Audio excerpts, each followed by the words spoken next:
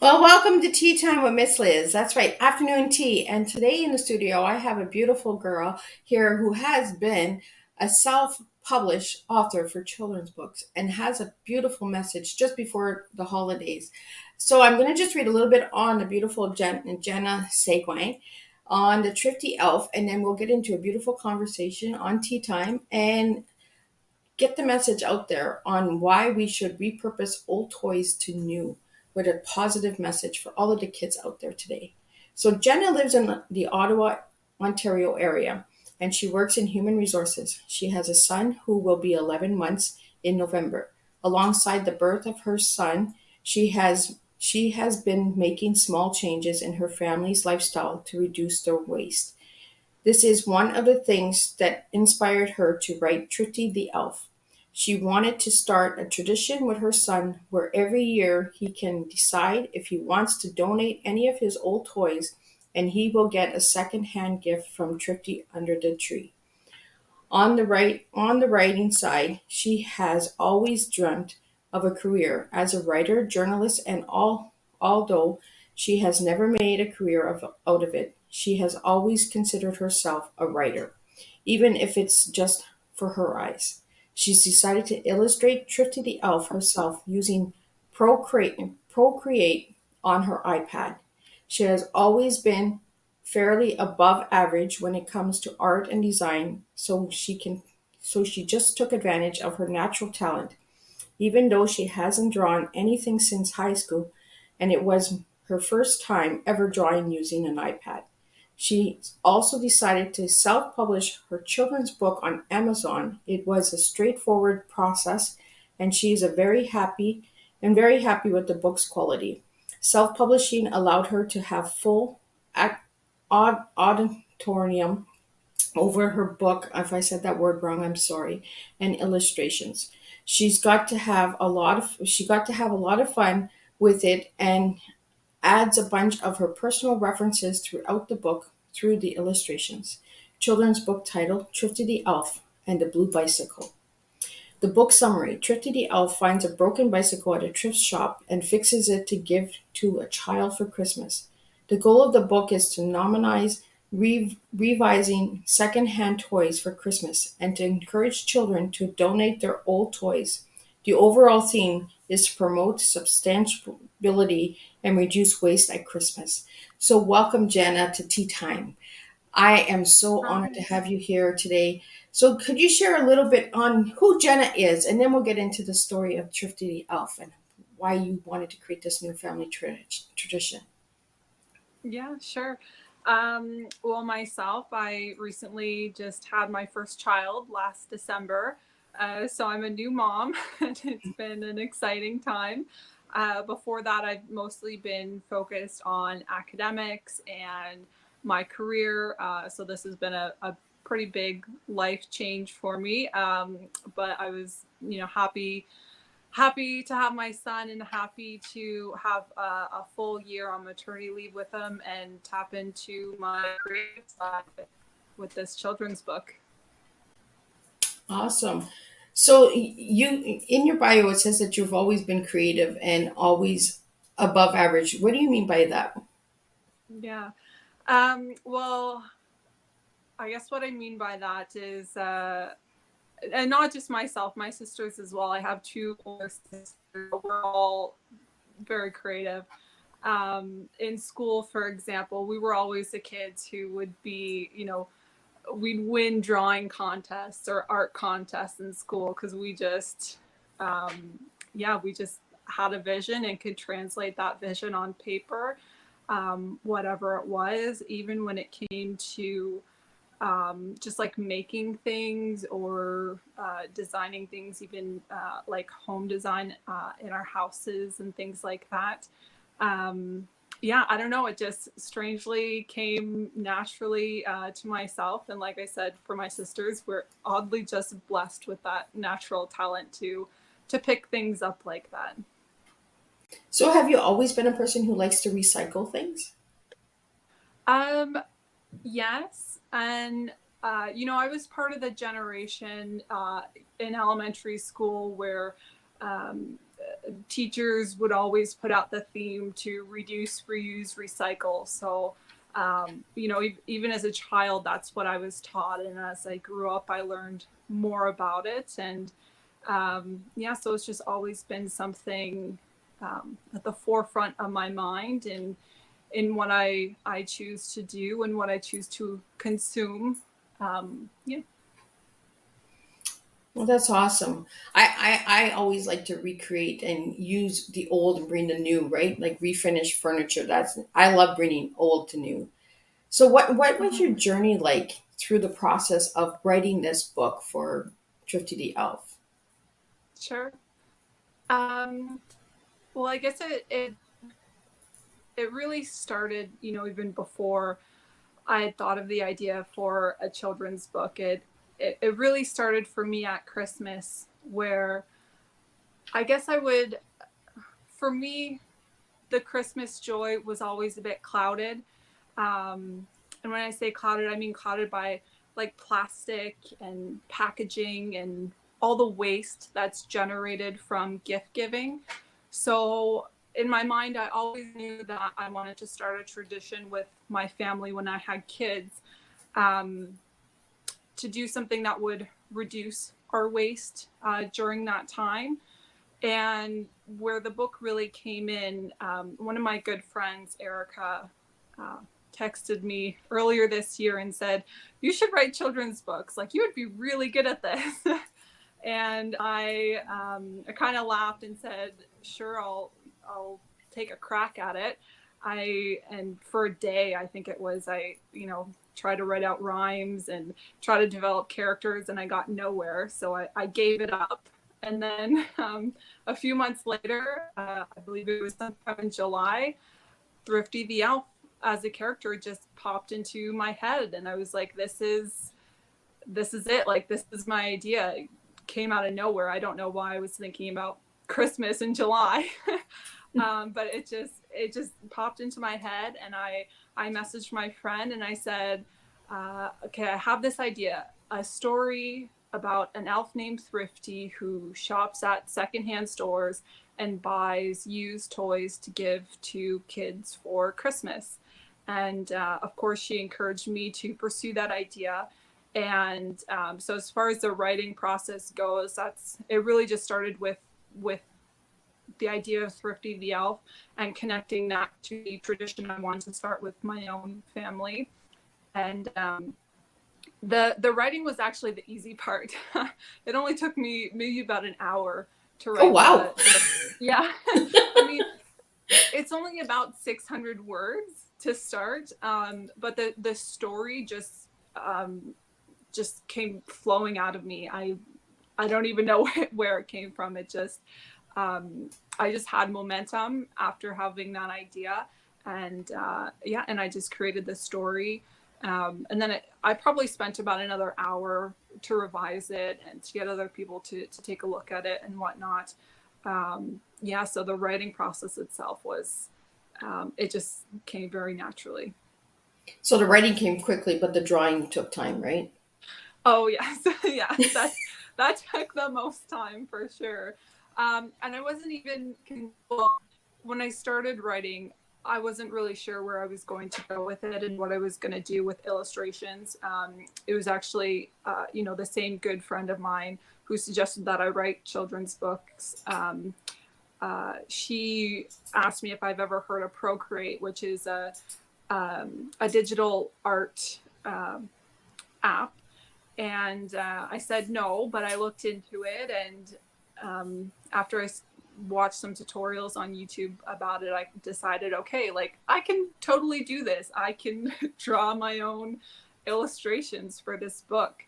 And so I did. I did have to purchase an iPad and an iPencil.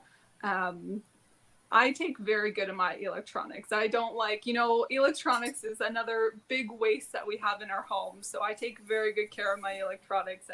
And I did have an iPad, but it was from, I think like 2014 or something like that. So it's very old. So the software wasn't compatible with Procreate. So I had to update my iPad and of course get a pencil so that I could actually draw on the iPad. And that was my biggest expense for the book. But once I had that, it took me about a month to illustrate all the pictures and the cover page. Oh, that's not bad. So an hour to write the story and a month to do the drawing. So that's not bad. So see what you can do in a month. You can create a book. So how did you find out on how to self-publish yourself? Well, I did my research.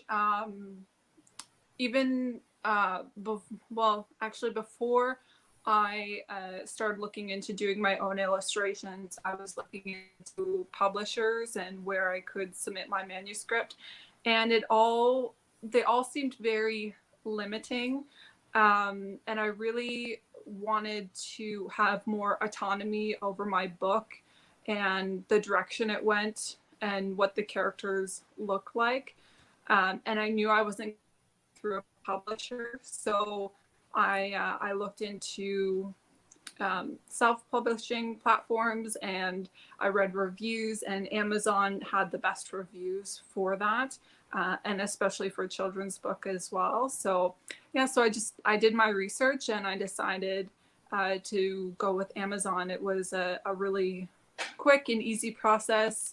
The website itself is very intuitive on how to assemble your book. When I say I made it all myself, I did it from the writing to the illustrations to compiling the book. I did it all and submitted it on Amazon's publishing website, and So what message would you like to give to anybody who would like to self-publish a child's book? Because I know there's a difference between a children's book and an adult's book, right? Mm-hmm. I don't know. I feel like I would like to say that anyone could write a children's book, but I'm not sure if that's true. I wasn't even sure if I could write one. I just had some momentum and I followed it. So my advice might be, if you might just wait for something to come to you, like some story or some moral that you want to tell through a children's book, and once that idea comes, ride the wave and keep at it, and you could have yourself a children's book, maybe within a month, maybe longer. Um, So how long did the whole process take? Like it took an hour for the storyline. It took 30 days for the graphics. But how long with all of it all together, like the self-publishing, getting it out there, getting it on Amazon? How long did mhm. that all take? Well, I started the writing near the end of July, and I spent the month of August illustrating, and then the month of September, I guess I kind of took a bit of a break Okay. because I had spent so much time illustrating during August. But then I kind of chipped away at the process in September, and I got all the copyright book and the character. I got the ISBN for the book. So I kind of did those things, and then I compiled it, and I knew I wanted to publish it in October because at that point everything was finished, and I really wanted the book in my hand. So all in all, I would maybe say about maybe 2.5 months. Oh, that's not bad. That's not bad at all. So anybody who's watching now or watching the replay later, like she said, under 90 days you can write a book. You just never know where your life will take you. And I tell this to my children all the time. You never know where 1 year will take you. So do you have any Mm-hmm. plans on writing a second edition of Thrifty the Elf? I think so. I'm still waiting for the next great idea to come to me. I'm not sure um, what I guess environmental topic Thrifty might be tackling next, but I dedicated this book to my son. Do plan on having a second, so I imagine I would need to write a second book and dedicate that to our second child. Well, I kind of like that there's a series, right? And you have like a special message so that children need to know about the climate change and they need to know about recycling and repurposing and that, especially with all of the garbage that is out there, you know? So I really enjoyed reading on what Thrifty the Elf does. Mm-hmm. So you want this to be a family tradition. Now, do you want this to be a tradition in all homes or in just your home, in your families, like in your Mm-hmm. family? Or do you want to open it up to everybody out there? Well, I mean, my goal always was at the end of the day to create a story for my son that would put a little bit more magic into the idea of getting secondhand gifts for Christmas. One of my fears might be that my son gets a secondhand toy, and then he goes to school and he asks himself, why are all these kids getting brand new toys and I'm getting these secondhand toys? It would break my heart to see my son, kind of question that. So I wanted to bring a little bit of magic in that for him to say like, oh, it's secondhand, but it was especially picked for me from Thrifty the Elf. Um, so that was always the goal, but by putting it out there and putting it on Amazon, I mean, if there's any other families there that do kind of pick up this idea of giving their child a secondhand gift from Thrifty the Elf, I think that would be awesome. Or maybe they adapt it to their own tradition. Whatever the case may be, I'm glad it's out there in the world, and if uh, if people catch on to it, that's awesome. If not, it's still a special tradition that we're gonna do in my home. Well, I really like that. And I think it's going to be like a tradition in many homes because I think with everything going on with how the world is today, we need to really repurpose and appreciate what we have, right? Stop the waste and stop creating more when there's already stuff out there that can just be refixed and, you know, given a new life to it. It's like a teacup, right? It's an old teacup, but for me, it's the history of the teacup. Who had that teacup? Who made that teacup? Who painted that teacup? So Tripty is kind of doing that with the toys. He's actually saying this is this toy, and this magical toy came to you because you're special for it. So you were blessed with this toy. As your son grows older, what message would you like him to give to the children in his classroom? Um, That's a good question. I haven't thought about that. I guess one thing I will say is that the character Thrifty is kind of based on my son, which I know is weird because he's still a baby, so it's kind of hard to see that. But definitely in the way, definitely in the illustration, it's based on my son. My son has these like thin, wispy hairs that you kind of see in Thrifty. So I guess I would want my, or I aspire for my son to grow up and be that positive light that Thrifty is, that could see kind of the beauty in something that might be ugly, and pass that message on, that things can be repurposed, and um, uh, yeah, just send out that message of thrift, that Thrifty the Elf really goes on to in the book. Well, I think you've opened up a door for many children out there, like your son having that honor of being Thrifty the Elf and knowing that it started in his home and he can bring it into the schools and into the classrooms. And as he gets older into a young youth, and that he can kind of show the youth, like let's repair, let's repurpose, let's save the planet. So you've started something, I think, a little bit bigger than you realize you started, but I think you've opened up a door for the children to open their eyes and see a different vision of repurposing and saving the old and bringing in the new and that. So your son's 11 months. So how does it feel to be a new mommy? It's been really exciting. It's challenged me for sure. I've learned a lot about myself too in the process. Um, yeah, it feels great that I can't even imagine what my life was like before he was born. It's totally different, right? When you have your own child, like it's different when you see nieces and nephews and that, but when you have your own child, it's completely different. It's really life changing. So Oh, you for said that sure. it's taught you a lot about yourself. So what has it taught you to become a new mommy? Um, well, I guess it showed me kind of um, a bit more who I am. I remember the position that I'm in now for work. Before I got hired, they had me take a test. It's not really a test, but it's called a predictive index test, and it's kind of like a personality test. Actually, more of a Okay. behavioral test. So it teaches you, or it tells you how this person is probably going to behave on the job. And one of the things that's said in there is that I'm very by the book, and that if I don't know something, I will seek out resources or seek out experts or become an expert myself until I'm comfortable in that area. Oh, And that wow. basically just describes me as a mom.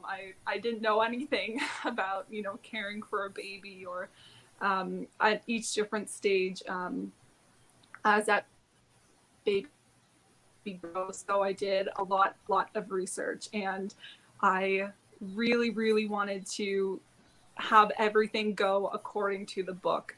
But the unexpected thing I learned was when it comes to children, you can't go by the book. And at a certain point, you have to trust your motherly instincts, which for a while I thought I had none. um, but I did eventually learn to trust those instincts, and not hesitate so much on decisions, or hesitate trying to get something perfect exactly how the book described it should go. um, yeah, so that's one of the biggest lessons I learned, I guess, is to trust my instinct. And even though I naturally want to do things by the book, um, i can't I can't do that all the time. Well, and that's how life is, right? There's no way of doing things. That's why the chapters always change and the stories always change, because there's not one story that's the same, right? So you created Thrifty on the iPad. I'm really curious about this because I don't have an iPad. And I've been wondering if I should get one because I like to doodle a lot. Like even when I'm doing tea times, I'm doodling on a piece of paper here. You guys don't see it, but I do doodle. And I always wondered, how does that work on the iPad? Yeah. Well, so I'm sure there's many different digital art apps that are out there, but I use Procreate, and if you do need an Apple Pencil or some type of compatible pencil with the iPad. And essentially, it's like a blank canvas on your iPad, and there's different, they call them brushes, but it's like different pencils that you can use. Um, yeah, and choose different colors, things like that. I mean, it is pretty extensive, but if you're naturally creative, it's pretty easy to use. Otherwise, you can watch tutorials. There's a bunch of tutorials on YouTube and things like that on how to use the program itself, or you can just take a regular pencil and just start, like you say, doodling. Um, yeah, and then you can export those to JPEG or PDF or what have you. And so I did do it completely on my iPad, except for the rough draft of my book. I did that on Microsoft Word on my laptop, but when it came to compiling the book, I actually exported all my photos from Procreate onto my iPad, and I assembled the book in Pages, which is like Apple's version of Microsoft Word. And then Oh, okay. from there, I just exported as a PDF, then uploaded it on Amazon site. Yeah, I was curious. I was like, how did she do a book on an iPad? Because Yeah. I'm a visual person, right? People have to show me a lot of stuff. So when I read stuff and I'm like, okay, she did it on an iPad. How did she do a whole book on an iPad? Like, did you save it like pages after pages? Print it out, like save it and then put it together. So when you send in the book itself to Amazon, do you send in like a JPEG, like with all the pictures and wording? Do you send in paper? Like I don't know how any of this works, so I'm kind of Yeah. curious about it. So you do need to have it assembled. I believe you can do like a Word document or a PDF. Okay. Because I used Pages, I did export it to a PDF. Um, yeah, but you do you need compiled all in one document. So I had one document with the title page, then I have like one page of words and then one page of illustrations, and then all of those pages going down. And then you upload that document itself to Amazon's publishing website, which is called KDP. And Okay. from there, it gives you a preview of what your book is going to look like, and you preview it and whatnot. Um, and then you upload your cover photo, which is uploaded separately from your manuscript.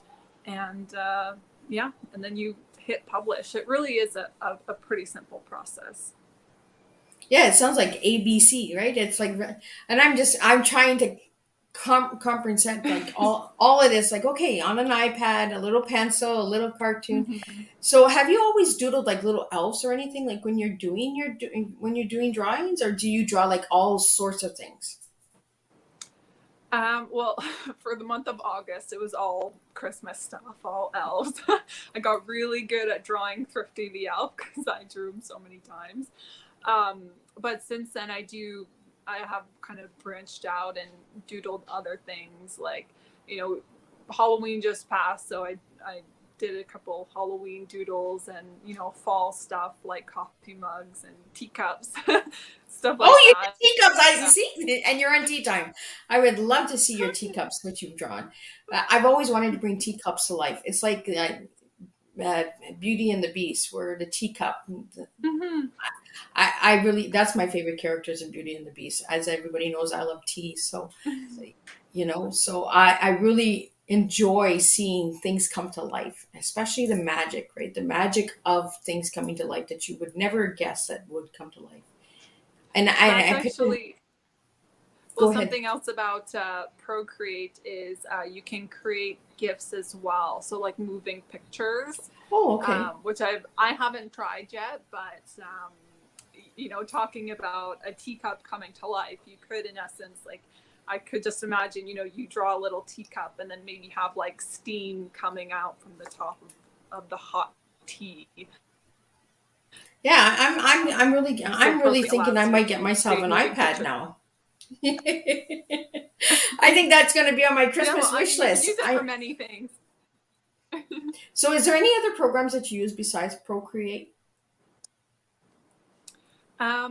Just Procreate for the illustrations, and then Microsoft Word for my original manuscript, and then Pages for compiling the book together. So yeah, that was it. And then Amazon's website. So is everyone at Christmas time getting a book from you, Jenna, to get this story out Um, there? Like, is that going to be like one of the Christmas well, gifts? well, a lot of like my friends and family have already purchased the book. But I will be giving a copy to some of my nieces and nephews. Um, in the book, the bike goes to a boy named Noah, who is actually my nephew Noah. Um, and in the there's one of the pages, one of the illustrations at Santa's workshop. It's not very noticeable. You kind of need to look at the page and kind of look at what's in the background. But in the background of the workshop are these wooden cubbies, and these cubbies have toys in them. And above each cubby is a child's name, and each name is one of my nieces and nephews. So each of them, in a sense, is featured in the book. But so I'll be getting some books for my nieces and nephews as Christmas presents. So do you have copies on hand that you can deliver, or people can purchase from you straight from you so that they can have a signed copy? Yeah. I don't right now. I did order a few when I first launched my book, but I've since signed them and given them away. But if anyone wants a signed copy, by all means, they can direct message me on Instagram, and I would be more than happy to do that. But yeah, it's available. Probably quickest way would be to get it through Amazon. And there's a link for the Amazon if you'd like to get Thrifty the Elf. I really enjoy the storyline and the message that you have behind this book, Jenna. And the Thank message you. you're giving to the children out there, because I think a lot of parents are going to get a copy, and this might be a Christmas story for them to understand the giving of Christmas and that. Now I want to get into a little bit of who Jenna is and what does tea mean to Jenna. Um, yeah, well, it's funny you ask about tea. I am a very big tea drinker. Um, I could I could probably talk about it for the rest of this this interview. Um, I'm pretty particular about my tea though. Like, so right now I'm drinking a decaf green tea, which is one of my favorite go-tos. But I more or less drink tea based on the time of day or the weather or the season. So, for example, in the winter months, I like kind of more like the spice teas, like chai and things like that. And as it rolls around to summer, I always go to the more like fruity or lemony teas. You're my kind of girl. Yeah. I do the same thing, like the different seasons, the different teas, right? The different Mhm. flavors. There's so much different teas out there. A lot of people say I'm crazy, but there's over 40,000 different tea companies in the worldwide. So there is many different flavors and different blends of tea. Uh, but it's like you said, like there's different seasons, right? You for summer fruit, Mhm. for fall the cinnamons. Today I'm drinking an apple cinnamon turmeric tea. Like I drink the spicy teas too, like and spice rum tea and caramel teas and stuff like that. Like all the autumn colors are the flavors of the fall. Mhm. Now, if I give you the word tea, the TEA, I want a word for each letter. So starting with T and then E and A. What would your T be, Jenna? Um, T. Time is the first word that comes up for me. And your E?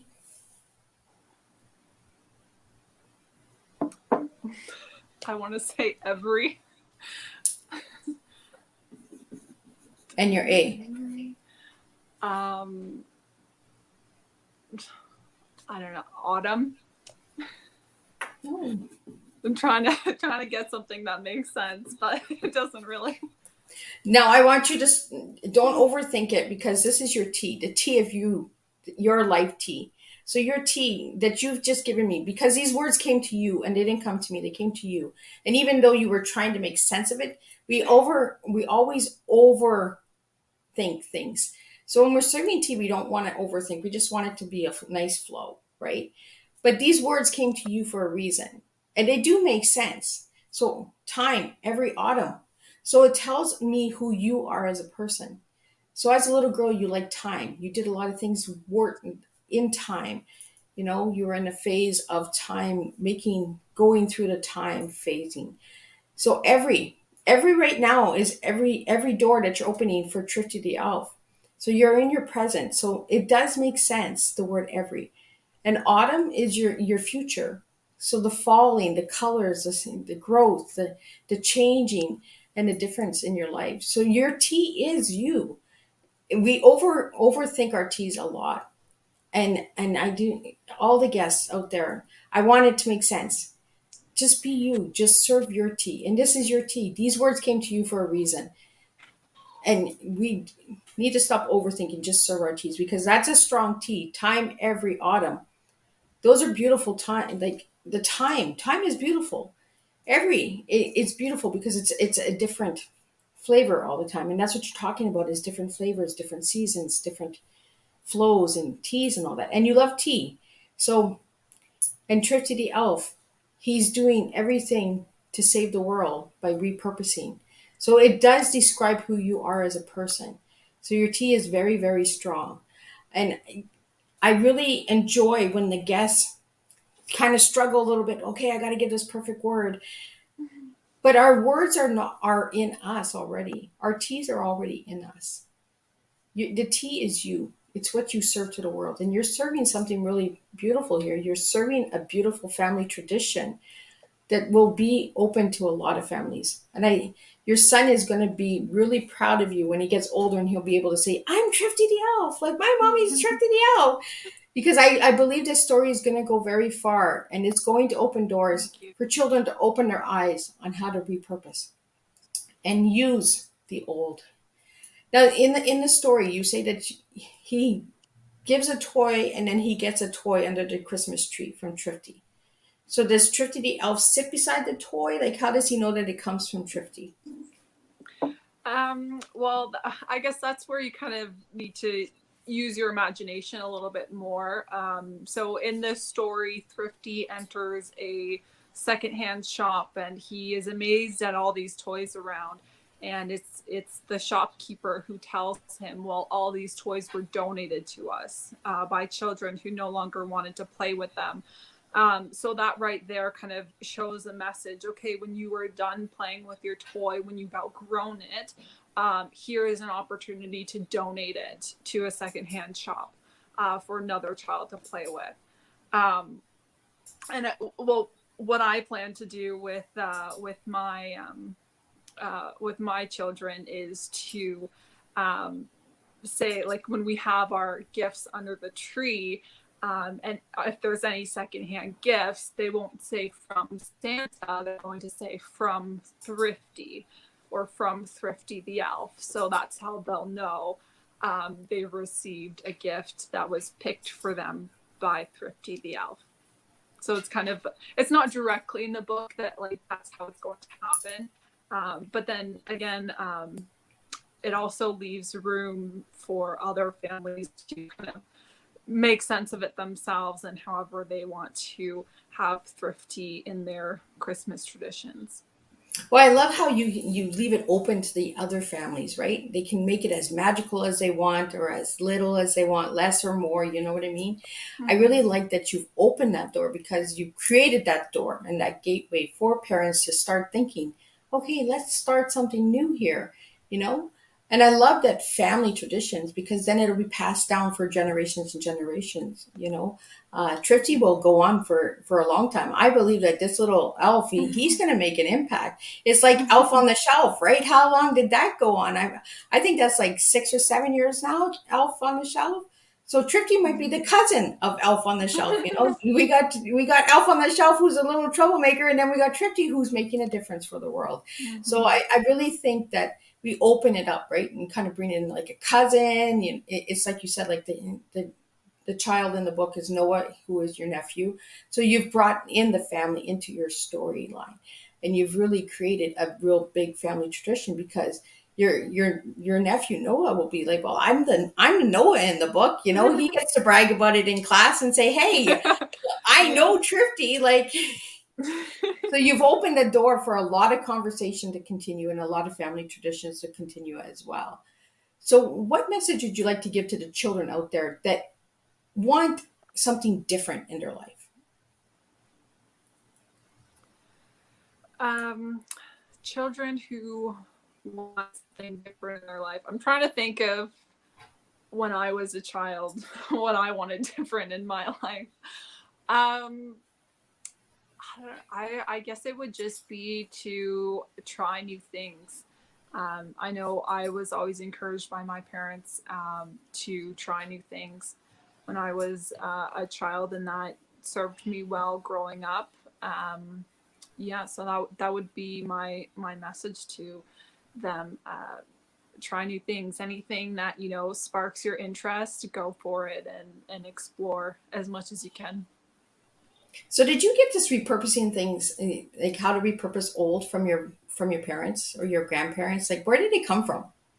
That actually came from my partner's parents. Oh, Or I that wasn't was, yeah. expecting the opposite. Yeah. Well, his parents are the type of people where, and this has happened on many occasions where we'll say, oh, well, something's broken, like we can't use it anymore, we have to throw it out. And their first instinct is always, well, can we fix it?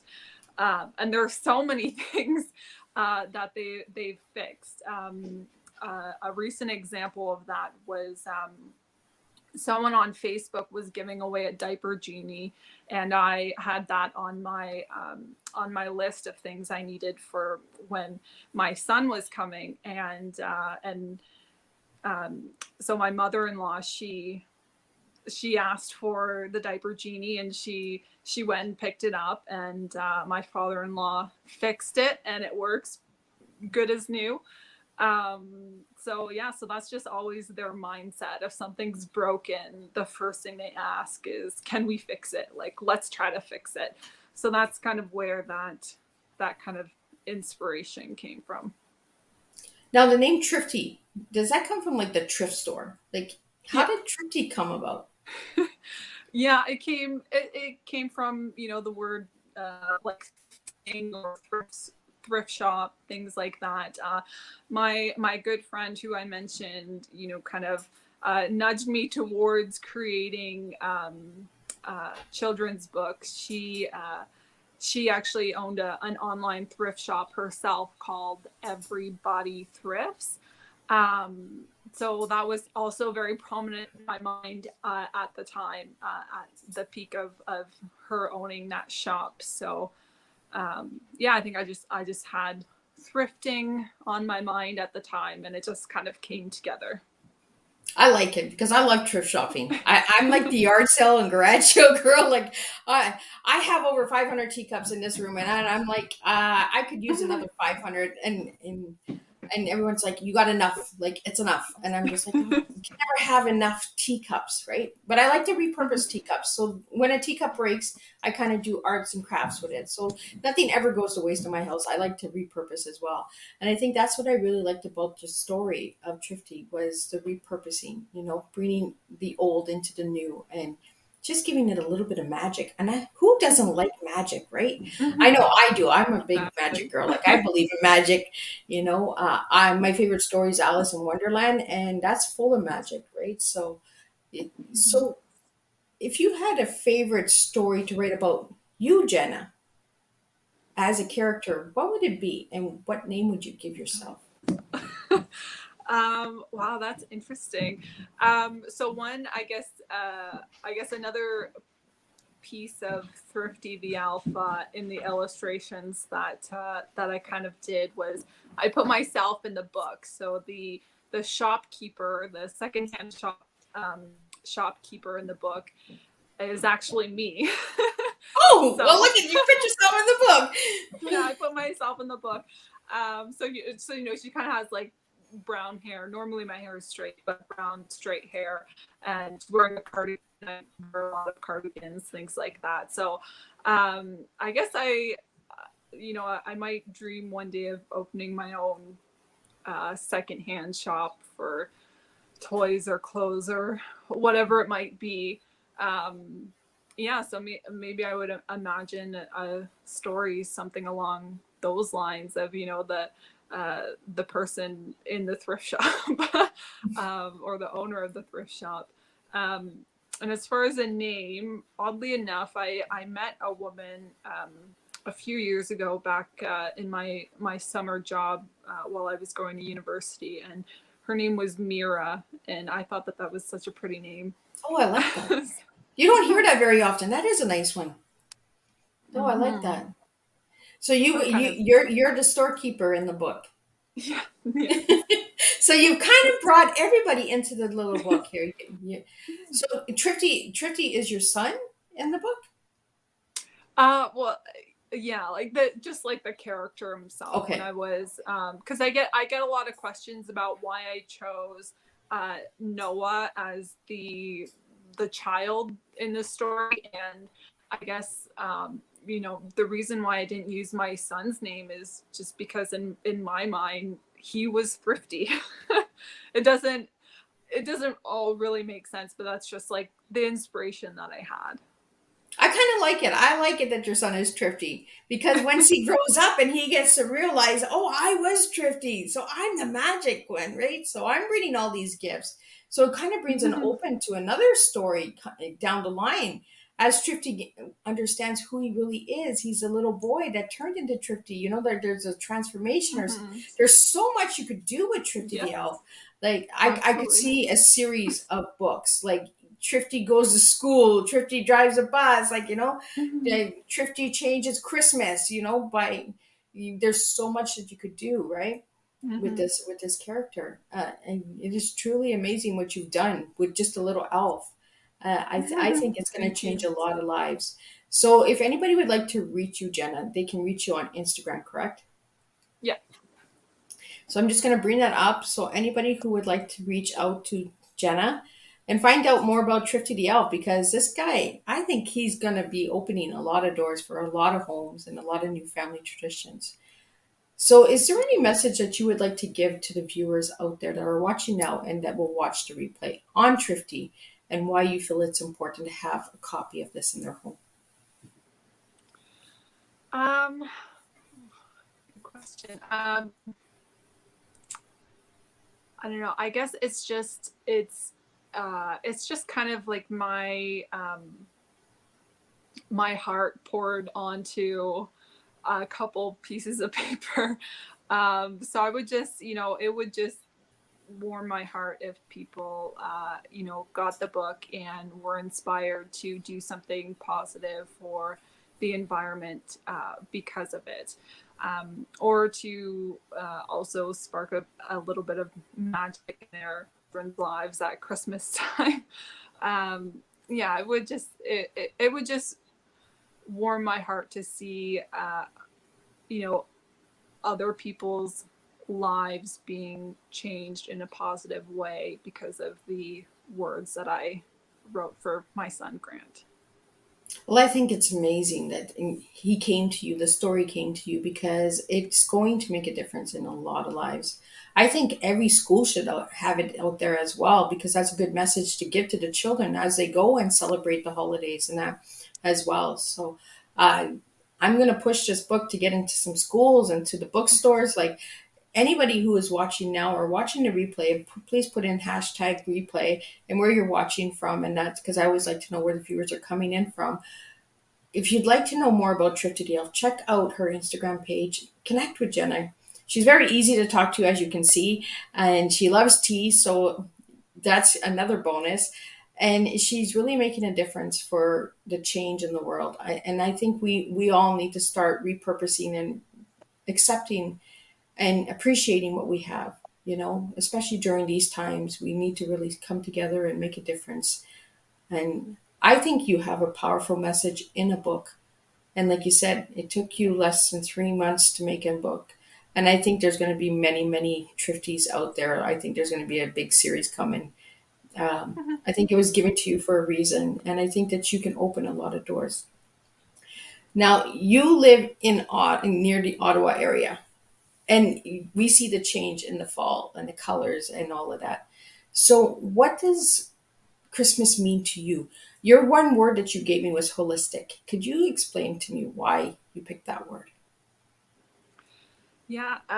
Well, I guess it's the first word that I thought of when I think of myself, and that's because I think very holistically, in any conversation that I have, or any you know, advice that I might give someone. It's always to look at the whole picture and know that um, you can't look at one piece of the pie without taking into consideration the whole piece of the pie. Um, and so I would like people, to look at me that way too. I'm not just someone who has written a children's book. I also have a career in human resources. I have a son and a family, and an extended family, and hobbies and things like that. So, and I think all of us are holistic, really, and we need to look at each other um, that way. So that's why I chose that word. I liked it um, because it was different. Because I always get like transformation, resilience, courage, and all. And when you gave me that word, you gave me a good homework assignment because I make these personal videos for each of my guests. And I was like, okay, holistic. Where am I going for these? Like, what am I like? I was trying to get the message of the story out there as well as who you were. And I could see that you were really a grounded person, like the body, the mind, and the soul, family traditions, really rooted, strong roots in that. So that's what the message that I wanted to give when you gave me that word. And I ask all of my guests for one word because it describes on who you are as a person and it tells me who you are too. So you're not only giving me your cup of tea, but you're giving me who you are as a person. And that word came to you because of what you do, because I can tell that you're a very grounded person. You're a very inwards person that likes to blossom, that likes to flow, like the flow of tea, the flow of the mind and all that. And the like I really love how you've created this book on an iPad. First of all, kudos to you for that, because Thank I you. doodle on a piece of paper, but I mean, I think I'm going to put an iPad on my Christmas wish list. Maybe somebody will get me an iPad, and I'll start doodling little teacups here. But I really, really want to just thank you for creating a door, a gateway for a positive message, for a change that we really need. So I really, really like that you came onto Tea Time and opened that message just before the holidays, especially with people having Thank challenges you. during the Christmas time, and that I think Thrifty will help bring ease to some parents in that. The storyline will help as well because everyone is in financial means right now with everything going on with the world. So I think it came out at a perfect time. I think your message came out at a good time, and it really truly will make Mhm. a difference in lives. So before we wrap up Yeah. your tea time, is there any final words that you would like to tell everyone out there who's watching the interview now or the Um, replay? yeah. Well, I guess to the point you just made when it comes to finances, like that's a big part of shopping secondhand too, is to save money essentially. So I think that's a point we haven't really talked about yet in this hour, that if we as a society normalize giving gifts that are secondhand or homemade or something like that, then we all we all save a bit of money in our pockets, but also just um, you put less value on however much you spent on this gift, and more value on what the gift itself actually means to the person. So I think buying secondhand is great. I think everyone should try it. Even if it's not something you naturally do, where you might not be comfortable doing. I would say, before you need to go to the store and buy a backpack or lunchbox or whatever it might be, maybe check out Facebook Marketplace or go to a secondhand shop and see what they have, because you might find it at a cheaper price. Well, I really like thrift shopping because it brings back to history. You find things that were like 20, 30 years ago, and you're like, oh my God, that's a cool toy. I never Yeah. knew this toy existed. It's like all of the old toys and cartoon shows are all coming back. They're repurposing them and bringing a new life, a new character to them. So I think that repurposing is important, and it is an important message to give to the world. And like you said, thrift shopping, give it a try. We're Mhm. not saying that you have to do it all the time, but give it a try. I'm telling you, you will truly enjoy yourselves. But it brings opens and it opens the history, right? Because when I go into a thrift store, it's that smell, the smell of history, the smell of old, that it's unexplainable. It really is an adventure. And I kind of just go through all the aisles, and I'm like on a little adventure, Alice in Wonderland here. Where am I going? Like, where's the Queen of Hearts? Where's she waiting for me? Like. So I really truly enjoy thrift shopping, and I encourage everyone out there, the viewers that are watching now and the viewers that are watching the replay, just give it a try. Maybe, change one child's life with repurposing a toy this year for Christmas and see what difference you make. And let's get Thrifty out there. And so when he grows up, he can say, look at the difference he made. A boy who's 11 months old right now is making a difference in the world by a book. So we can change the world in many different ways. It doesn't have to be right now, but he is making an impact, and he doesn't even know he is. So I think it's truly an amazing gift that you've given your son and you've given the world. So thank you, Jenna, so much Thank for you. creating Thrifty the Elf. I think I'm going to grab myself a copy for my granddaughter, and I think I want to go do some thrift shopping soon. I think it's a call for it. So again, thank you for joining me today on Tea Time, and thank you to all the viewers who joined me in the studio and out of the studio with your questions, your comments, and connecting.